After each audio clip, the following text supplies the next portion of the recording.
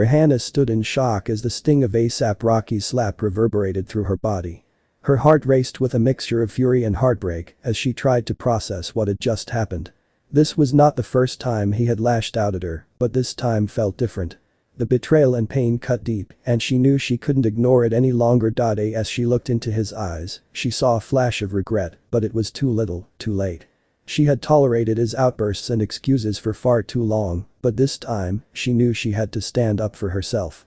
The tears welled up in her eyes as she struggled to find the strength to walk away from the toxic relationship that had consumed her for too long. Her emotions were a whirlwind as she grappled with the realization that she had allowed herself to be mistreated for so long.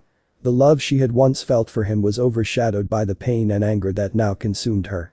She knew she deserved better, and she vowed to never let anyone treat her with such disrespect again. As she walked away from him, Rihanna made a promise to herself to prioritize her own well-being and happiness.